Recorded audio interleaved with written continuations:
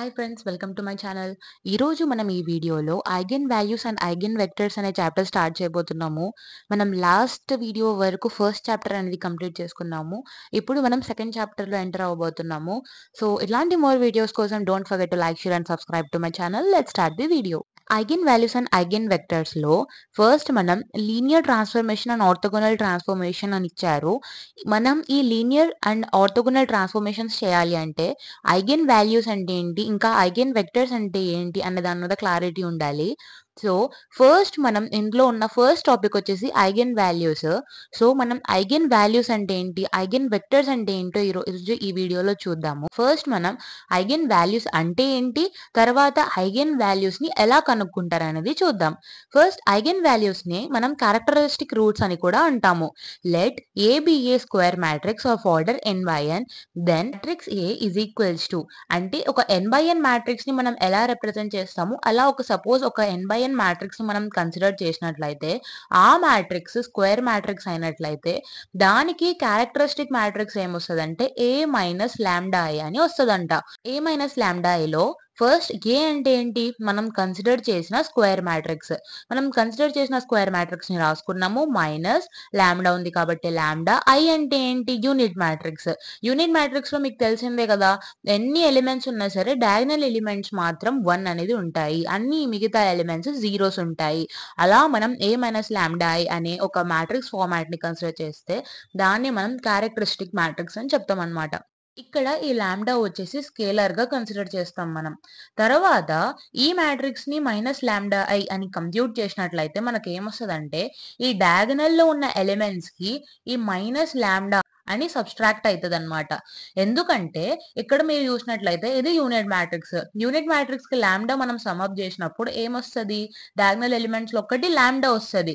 అంటే లాంబ్డా ఈ 1 ప్లేసెస్ లో అంతా లాంబ్డా వచ్చినట్లే. అప్పుడు ఈ మ్యాట్రిక్స్ ని ఈ మ్యాట్రిక్స్ లో మైనస్ చేసినప్పుడు డయాగనల్ ఎలిమెంట్స్ ఒక్కటే కాబట్టి ఉంటుంది, డయాగనల్ ఎలిమెంట్స్ తో అది సబ్స్ట్రాక్ట్ అయిపోతుంది అనమాట. అప్పుడు ఏ మైనస్ లాంబ్డా అనేది మనకి ఈ ఫార్మాట్ లో వస్తుంది. తర్వాత నెక్స్ట్ స్టెప్ ఏంటంటే characteristic polynomial of A minus lambda I కనుక్కోవాలి. క్యారెక్టరిస్టిక్ పాలినామియల్ ఎట్లా ఉంటదంటే mode of A minus lambda I format లో ఉంటది క్యారెక్టరిస్టిక్ పాలినామియల్. దీన్నే మనం ఎలా రాసినామంటే ఈ మ్యాట్రిక్స్ నే ఈ బ్రాకెట్స్ తీసేసి స్క్వేర్ బ్రాకెట్స్ మనం ఇలా మాడ్యులస్ అనే బ్రాకెట్స్ పెడతాం అనమాట. నెక్స్ట్ దీనికి మనం క్యారెక్టరిస్టిక్ ఈక్వేషన్ అనేది రాస్తాం.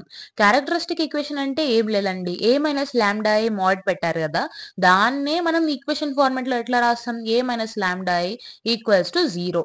అలానే ఇక్కడ కూడా అంతే, characteristic equation is A minus lambda I equals to 0. ఇలా ఈక్వల్స్ టు 0 ఫార్మాట్ లో పెడితే అది క్యారెక్టరిస్టిక్ ఈక్వేషన్ అయిపోద్ది.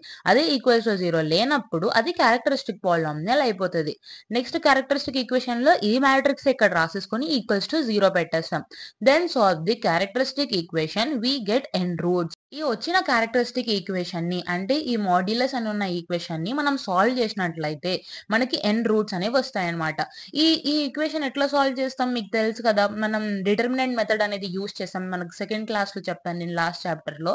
డిటర్మినెంట్ మెథడ్ ఏంటి, ఈ ఎలిమెంట్ ని పెట్టేసి డయాగనల్ లోని ఎలిమెంట్స్ ని సబ్స్ట్రాక్ట్ చేస్తాం, ఈ ఎలిమెంట్ ని పెట్టేసి మళ్ళీ డయాగనల్ లోని ఎలిమెంట్స్ ని సబ్స్ట్రాక్ట్ చేస్తాం. అలా మనం డిటర్మినెంట్ మెథడ్ యూస్ చేస్తే మనకి క్యారెక్టరిస్టిక్ ఈక్వేషన్ యొక్క రూట్స్ అనేవి వస్తాయి.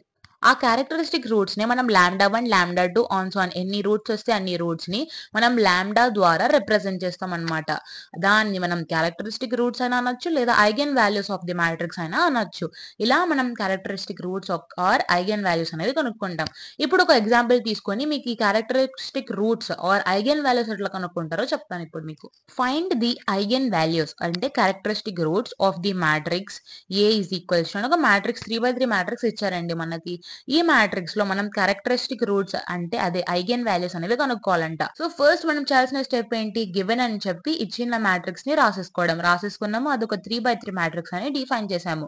మీకు నేను ఆల్రెడీ చెప్పాను కదా, ఐగెన్ వాల్యూస్ లో ఫస్ట్ కనుక్కోవాల్సింది characteristic matrix. So characteristic matrix ఏ ఫార్మాట్ లో ఉంటది, A minus lambda I format లో ఉంటది. అంటే డయాగనల్ ఎలిమెంట్స్ ని ఒకటి సబ్స్ట్రాక్ట్ చేస్తుంది. So A minus lambda I is equals to A matrix లో ఉన్న డయాగనల్ ఎలిమెంట్స్ మొత్తం మైనస్ లాంబ్డా అని అని పెట్టేస్తాం ఈ ఫార్మాట్ లో. అలా పెట్టేసిన తర్వాత క్యారెక్టరిస్టిక్ ఈక్వేషన్ అనేది కనుక్కుంటాం. క్యారెక్టరిస్టిక్ ఈక్వేషన్ అంటే ఏంటి? ఈ క్యారెక్టరిస్టిక్ మ్యాట్రిక్స్ ని మాడ్యులస్ ఈక్వల్స్ టు 0 అని పెట్టేస్తాం. పెట్టేసిన తర్వాత మనకి ఈ ఫార్మాట్ లో వస్తుంది. ఈ మ్యాట్రిక్స్ ఈ ఫార్మాట్ లో వచ్చింది. ఏమంటే ఈక్వల్స్ టు 0 పెట్టామన్నమాట. నెక్స్ట్ ఏం చేస్తాం? డిటర్మినెంట్ మెథడ్ ద్వారా ఈ మ్యాట్రిక్స్ ని మనం సాల్వ్ చేస్తాం. అప్పుడు మనకి లాంబ్డాకి వాల్యూస్ వస్తాయా లేదా, లేకపోతే ఒక ఈక్వేషన్ ఫామ్ అవుతుందా అనేది చెక్ చేద్దాం.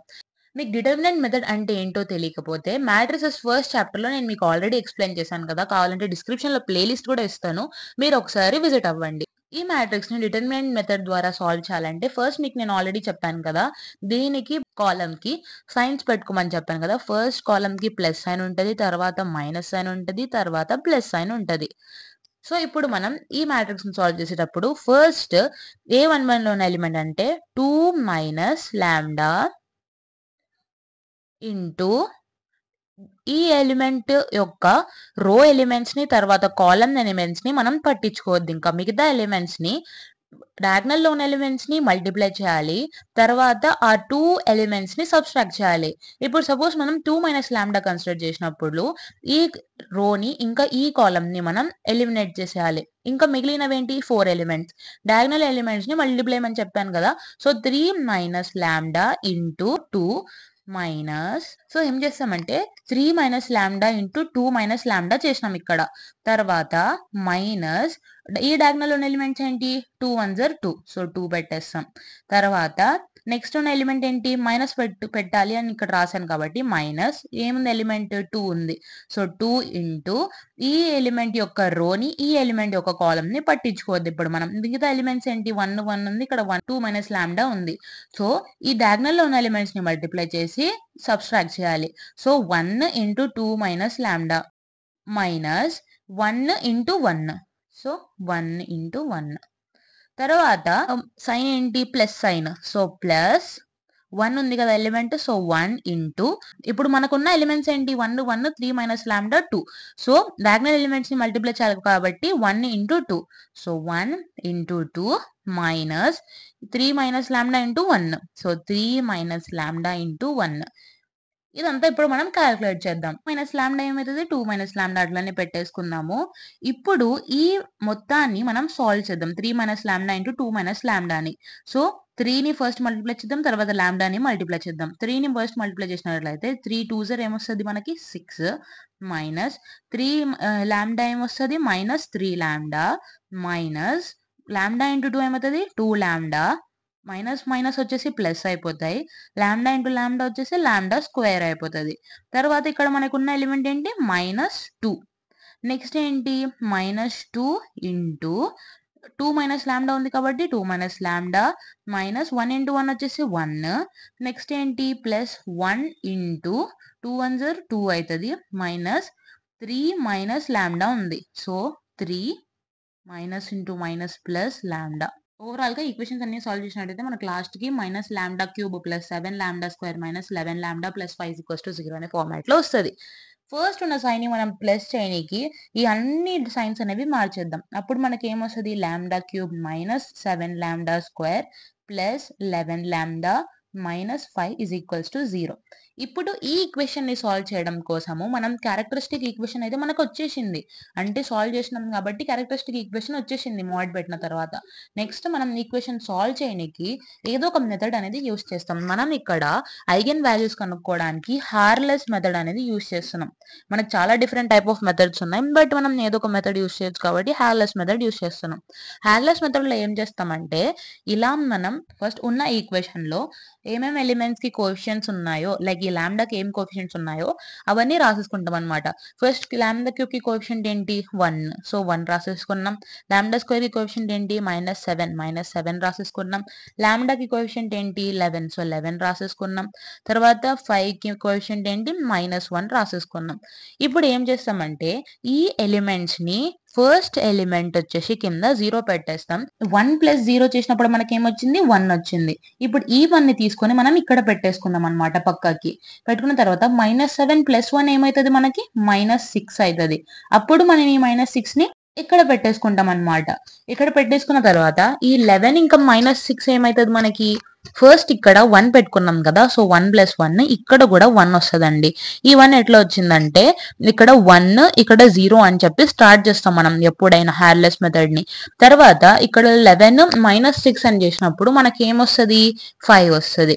ఎందుకంటే 11 - 6 ప్లస్ చేస్తే 5 వస్తది. తర్వాత ఈ 5 ని మనం ఇక్కడ పెట్టుకుంటాం. అప్పుడు -5 ఇంకా +5 ఏమొస్తది మనకి 0 వచ్చేస్తది. సో ఇప్పుడు ఒకవేళ ఇక్కడ 0 రాకపోతే మళ్ళీ మనం క్యాలిక్యులేషన్స్ అనేవి పర్ఫామ్ చేస్తాం అనమాట.